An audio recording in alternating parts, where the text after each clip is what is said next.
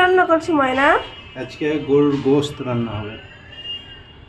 গরুর গোশত মাখায়া রান্না করব। মাখায় তো সেই টেস্ট হয়। এখানে আর আছে তোমার আদা রসুন বাটা দিলা। তোমার হাতের মাংস কিন্তু সেই স্বাদ। সেই স্বাদ না আরো। তুমি এপারে আসো। মরিচ ঝাল খাবা? করো হালকা ঝাল। কালা ভুনা বানাবো আজকে, কালা ভুনা। পেঁয়াজ কুচি দিলা, মরিচ দিলা।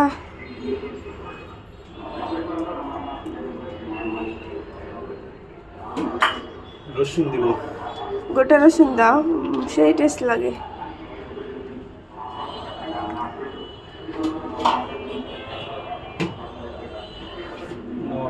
মরিচ এগুলো হচ্ছে প্রয়োজন মতো, যার যতটুকু লাগবে। আমার ময়নার হাতের সব কিছুই টেস্ট, তার জন্য যদি শুক্রবারে বাসায় থাকে তাহলে আমি ওকেই রান্না করতে দিই। এটা হচ্ছে গরম মশলা পেস্ট গুঁড়া করা।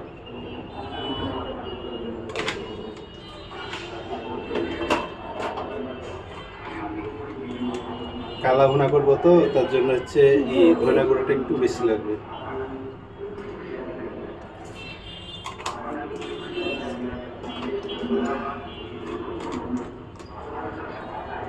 এটা হচ্ছে মরিচের গুঁড়া। মরিচের গুঁড়া অল্প দিব, কাঁচা মরিচ দিয়েছি যেহেতু।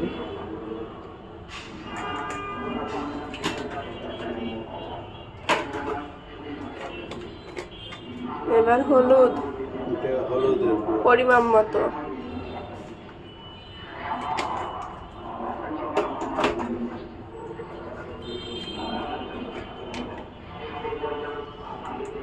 এটা জিরা। জিরা গুঁড়া।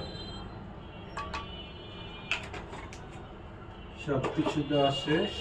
এখন হচ্ছে এটাকে মাখায় আনবো তেল দিয়ে। গরম মশলার পেস্ট দেবে না গোটা গোটা? না, এটা গুঁড়া মশলা তো দিয়েছি। তেজপাতা দিব কয়টা।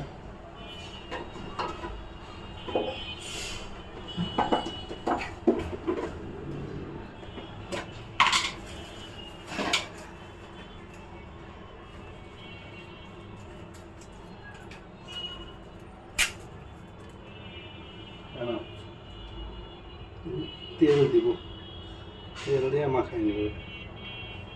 এর পরিমাণ মতো তেল দিবেন। আমরা 100 গ্রাম মতো তেল, 150 গ্রাম মতো তেল ব্যবহার করছি।